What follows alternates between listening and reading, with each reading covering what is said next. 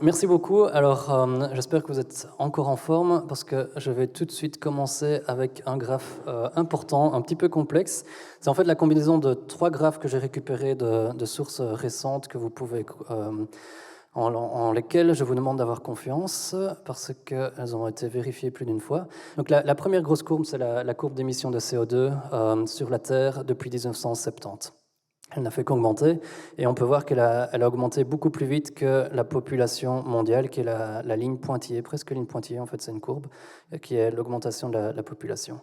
Le CO2, c'est un des gaz à effet de serre sur Terre, il y a d'autres gaz à effet de serre, et donc au-dessus, on a le début d'une autre courbe qui commence, et qui, elle, considère, donc remet en CO2 équivalent l'entièreté de tous les gaz à effet de serre. On n'a pas les mesures avant 2010, des mesures fiables avant 2010, donc la courbe ne commence qu'à ce moment-là.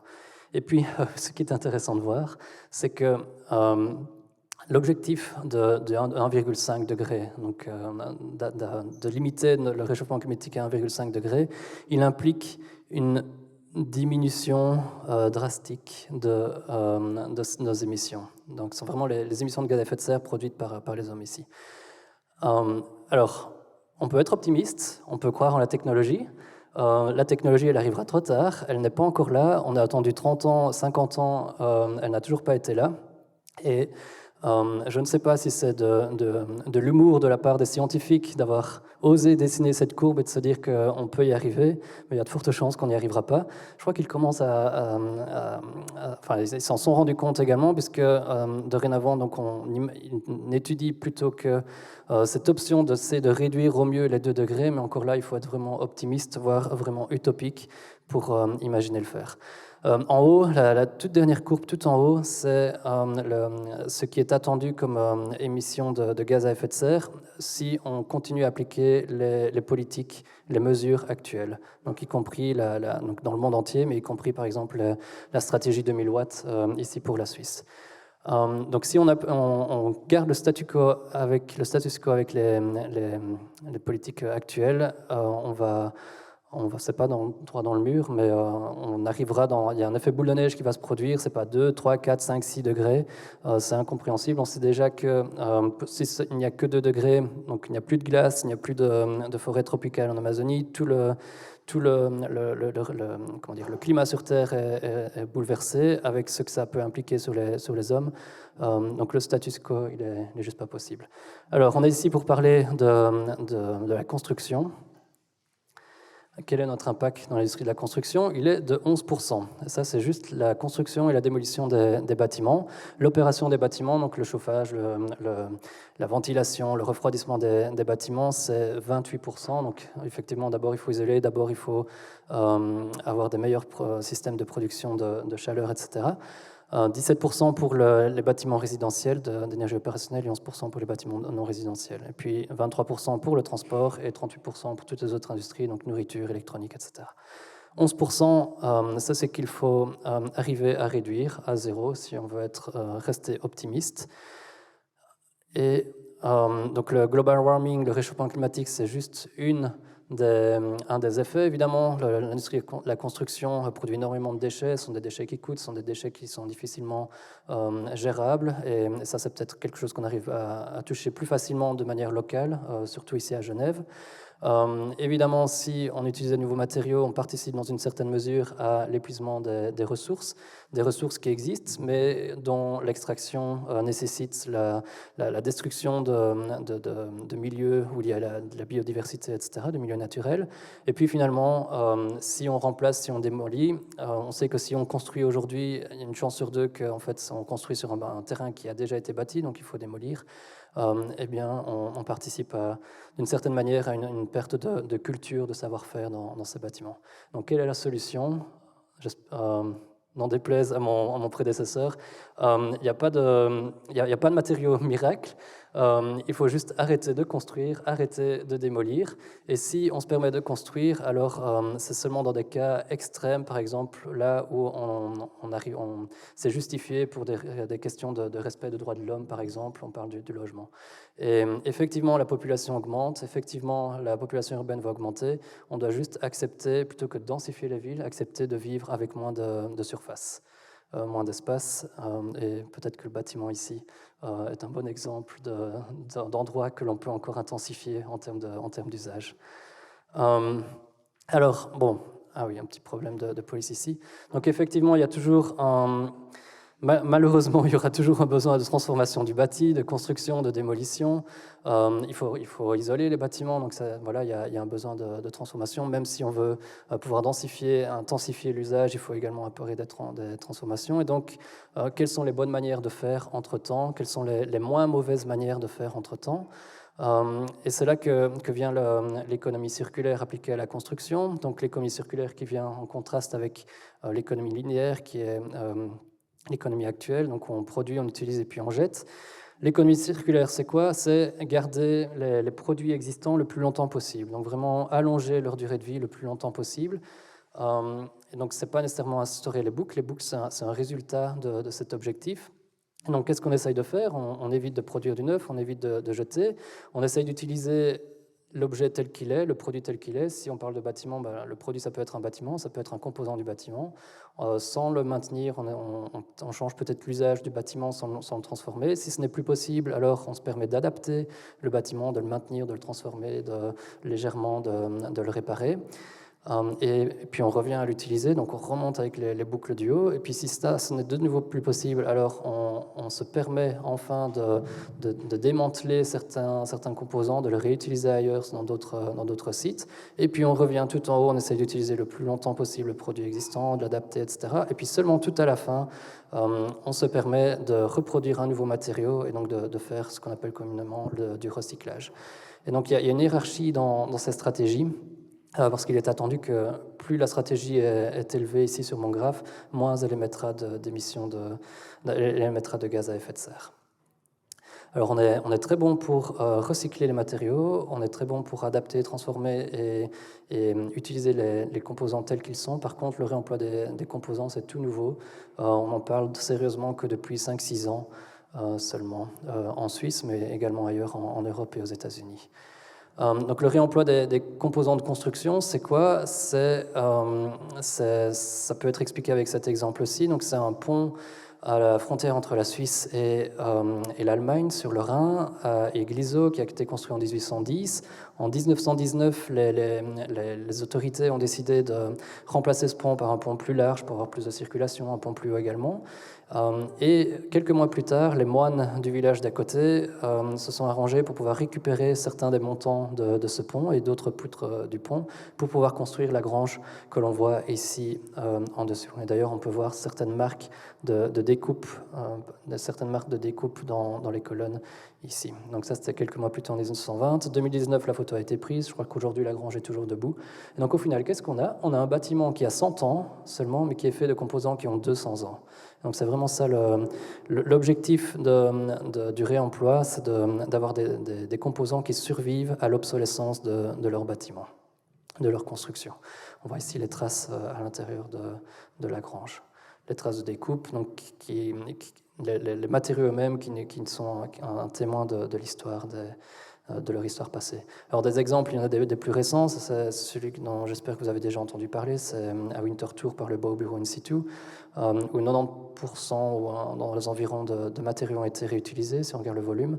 Si on fait une analyse de cycle de vie, il est clair que les composants qui vraiment permettent de diminuer les émissions de gaz à effet de serre sont les composants porteurs, donc c'est la structure, ce sont ces poutres et ces colonnes qui ont été récupérées d'une halle de redistribution de grande surface. Un supermarché. Ici, un autre exemple à Boston, où ce sont des autoroutes temporaires qui avaient été construites de manière réversible, donc des boulons, et puis certains architectes ont récupéré certaines dalles mixtes de cette passerelle pour construire la structure de la maison que vous voyez à droite. Ce sont chaque fois des projets très spécifiques de réemploi que l'on voit, on n'a pas encore de démonstration de généralisation de réemploi. Et pourtant, à une époque, notamment ici à Genève, même, ce sont des photos qui ont été prises ici à Genève en 1898, à une époque, le réemploi, c'était juste la pratique banale, commune, c'était le premier réflexe. La main-d'œuvre coûtait moins cher que le matériau. Et donc, c'était juste l'évidence. Et donc, la question que l'on se pose, nous, chercheurs à l'EPFL, c'est celle-ci. Donc, comment permettre au réemploi de redevenir la première solution banale, numéro 1, le premier réflexe. Et donc, je vais montrer ici quelques exemples très rapidement, parce que le temps passe. La première chose à bien se rendre compte, c'est que tout déchet a une certaine valeur technologique. Donc, ce n'est pas un matériau qui peut être transformé en un autre. Et on le montre ici avec le ski. Le ski, il y a des milliers de skis qui sont jetés pour des raisons futiles chaque année ici en ski. Le ski, c'est un matériau qui est très difficile à recycler parce qu'on ne peut pas le décomposer. C'est un matériau composite. Il y a du bois, il y a de l'acier, il y a du plastique.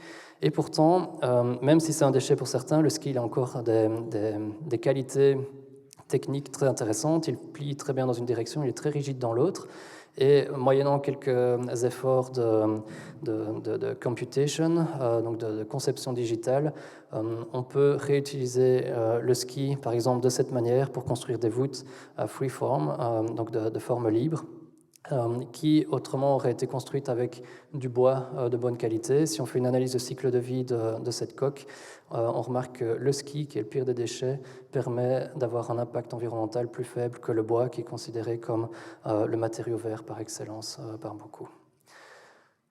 Donc il y a un bouleversement comme ça de mentalité. Une autre question du réemploi, c'est qu'on hérite d'un stock avec lequel on doit composer. Ce stock, il est très variable, on n'a jamais deux composants les mêmes. Ici, c'est un projet d'étudiants qui cherchait à réutiliser les éléments des pylônes d'une ligne électrique du Valais qui va bientôt être démantelée. Il a analysé quelques plans historiques, il a remarqué qu'il y avait 332 sortes de barres différentes, donc de longueurs et de sections différentes dans ces quelques pylônes, et le but c'est de les réutiliser. C'est impossible à le faire à la main. Par contre, on peut de nouveau utiliser des algorithmes à l'ordinateur pour essayer de s'en sortir. Et donc le processus, c'est quoi? C'est d'arriver à identifier où prendre les sources, quels sont les éléments qui valent la peine d'être pris, où les mettre dans la structure, où est-ce que ça fait le plus sens de les utiliser, et puis quelle est la forme la plus efficace à donner à la structure pour de nouveau minimiser le processus, minimiser les émissions de gaz à effet de serre, minimiser les découpes. Et dans tous les cas, dans cette étude de cas-ci, mais aussi dans d'autres études de cas, à chaque fois, les émissions de gaz à effet de serre si on les compare avec une pratique courante, donc state of the art, qui consiste à réutiliser dans ce cas-ci de l'acier avec un pourcentage d'acier recyclé. Dans tous les cas, les émissions de gaz à effet de serre sont diminuées de 40 à 50% si l'on fait du réemploi. Alors, si vous êtes intéressé, petite publicité pour dire que ces algorithmes, ils sont disponibles. Si vous êtes dans la pratique, vous pouvez les utiliser ici, c'est téléchargeable. Autre petite publicité, on a travaillé sur un livre, un booklet qui présente des études de cas de déconstruction sélective et de construction réversible. C'est la première étape avant le réemploi, c'est comment bien déconstruire les bâtiments qui autrement auraient été démolis. On peut tout déconstruire, ça c'est la conclusion. Même le béton, on peut le déconstruire proprement pour le valoriser comme déchet. C'est gratuit, c'est téléchargeable, c'était fait par l'OFEV. Il me reste quelques minutes, j'espère, pour vous parler de Big Elephant in the Room, qui est le béton. Si vous vous souvenez des 11% dus à l'industrie de la construction mondialement, donc ces 11%-là, il y a 8 et 3%. Les 8%, ils sont dus à la production de ciment. Alors du ciment, on en a besoin de béton, et de fait, la preuve est là. Le ciment, donc, il génère également énormément d'émissions de CO2, et de par sa masse, il contribue également énormément à tous les déchets de construction et de démolition. Alors, le béton, c'est le matériau par excellence, on peut tout faire avec, c'est un matériau idéal, et dont on doit apprendre à se passer un petit peu si on veut éviter la catastrophe. Alors, qu'est-ce qu'on peut faire avec le béton en fin de vie aujourd'hui? On a un petit peu parlé avant. Eh bien, on peut le recycler, c'est-à-dire broyer le béton démoli et puis réutiliser l'agrégat dans de nouveaux bétons. Malheureusement, ça demande encore un ajout de ciment, et donc finalement, si on regarde l'empreinte carbone, on est très similaire donc il y a une grande similitude entre le béton recyclé et le béton neuf. Donc c'est une stratégie qu'il faut appliquer parce que voilà, ça permet de limiter le déchet, mais il faudrait essayer de l'appliquer le plus tard possible. Et donc avant ça, avant de broyer, essayer de réutiliser les composants en réutilisant donc vraiment leur valeur technologique, donc ce qu'ils ont à l'intérieur, comme je l'ai montré avant avec les skis. Et ça, il y a des exemples qui existent. C'est un article sur lequel une chercheuse du labo est en train de travailler. Elle a pu identifier une cinquantaine de cas où du béton, des plaques de béton ont été réutilisées pour construire de nouveaux bâtiments. Ici, c'est un petit pavillon, mais il y a des maisons, des bâtiments R+2 qui étaient construits. Et dans tous les cas, en fait, ce sont des exemples en Allemagne, dans l'Europe du Nord, ce sont des exemples de béton préfabriqué, où en fait le béton, donc lorsque le bâtiment a été démantelé, on a décomposé les plaques là où elles avaient été assemblées avant, donc on a récupéré les plaques préfabriquées telles qu'elles avaient été mises en œuvre à la base. En Suisse, on construit très peu comme ça, on coule du béton sur site, c'est comme ça que ça se passe. Et donc on a voulu montrer avec ce projet que la même technique sont disponibles et sont accessibles. Et font sens aussi. Donc on a établi un partenariat avec une entreprise de découpe qui justement avait un chantier de transformation d'un bâtiment dans le Vaud où en sous-sol il y avait quelques murs à retirer. On leur a donné les dimensions que l'on voulait et ils nous ont fourni la vingtaine de blocs, les 25 blocs que l'on voit ici à droite en appliquant donc cette scie à diamant pour couper les blocs. C'est très courant, ça se fait très souvent sur les chantiers de démolition, ça évite des poussières, etc. Ça facilite le transport également, même si c'est encore un petit peu cher. Et donc, de nouveau, comme j'ai montré avec les barres de pylônes, ces blocs, même si on a demandé des dimensions fixes, ils viennent avec des dimensions qui sont toutes différentes. Donc, lorsqu'on coule un béton, il y a à chaque fois cette tolérance d'un centimètre. Lorsqu'on recoupe le béton, il y a une tolérance supplémentaire parce que la scie n'est jamais parfaitement bien alignée. Donc, on a de nouveau un centimètre. Et donc, on a des bétons qui ont des longueurs peut-être qui varient de 2 centimètres. Et les trous que l'on a demandé de faire au milieu de ces bétons pour pouvoir passer par la suite des câbles de précontrainte, eux aussi pourraient être ne pas alignés de 2 mm. Mais de nouveau, cet inconnu-là, cette difficulté-là, elle peut être anticipée. On sait qu'elle va arriver. Et donc la question des concepteurs, conceptrices, c'est quoi? C'est d'anticiper et de s'assurer que la mise en œuvre prend en compte cette variabilité. Et donc, en l'occurrence ici, qu'est-ce qu'on a fait? Eh bien, on a organisé la séquence de ces bétons pour que de proche en proche, la différence soit la plus faible possible. Et puis, l'agencement s'est fait manuellement, visuellement. Et tous les joints sont un petit peu différents. On les a fait en mortier. Et cette différence de géométrie, elle a été reprise naturellement lors de l'assemblage, sans aucune difficulté. Et au final, on a quoi? On a une passerelle ici en béton qui est aussi costaude, qui a toutes les qualités d'une passerelle en béton neuve, exactement les mêmes si on regarde les charges, si on regarde le comportement, et qui a une empreinte carbone 3 à 4 fois moins que si on l'avait coulé en béton. Donc la première quantité ici, c'est la passerelle que je viens de vous montrer. Ici, c'est la même passerelle si on avait coulé chaque bloc individuellement avec du béton neuf. Dans la pratique, on ne ferait jamais ça n'a pas de sens. Par contre, ce qu'on ferait, c'est couler un arc monolithique en béton. On voit ici qu'on est 3 fois plus haut. Et puis, peut-être que ce qu'on essaierait de faire, c'est un arc en bois lamelé collé. Ce qu'on voit, c'est que donc, effectivement, le réemploi du béton permet d'éviter énormément de processus d'émissions de gaz à effet de serre. Et de nouveau, on voit qu'on se rapproche de la performance d'un pont en bois. Et probablement que si on avait été plus malin dans la manière dont on a construit ce pont, on aurait pu arriver à une empreinte carbone qui soit similaire à celle du bois. Donc de nouveau, le bois, il faut construire en bois. Le bois, il doit prendre des parts de marché, mais le béton de réemploi est aussi vert que du bois neuf. Et donc le béton pourrait, en quelque sorte, être aussi vert en termes de CO2 que le bois. Et puis, entre-temps, voilà, on bénéficie de cette qualité de découpe. Des architectes paieraient une somme immense pour pouvoir avoir ces motifs imprimés sur leur béton, juste pour des questions esthétiques. Ici, c'est gratuit, c'est donné. Et puis, pour continuer l'aventure, Là, donc, le pont vient d'être installé dans le Valais, à Comté. On a rajouté des rambardes. Maxence, ici, s'en est chargé. Des garde-corps qui, de nouveau, sont faits avec des matériaux de réemploi. Les montants proviennent de tentes de festivals. Les grilles en acier proviennent de dispositifs, d'étagères commerciales.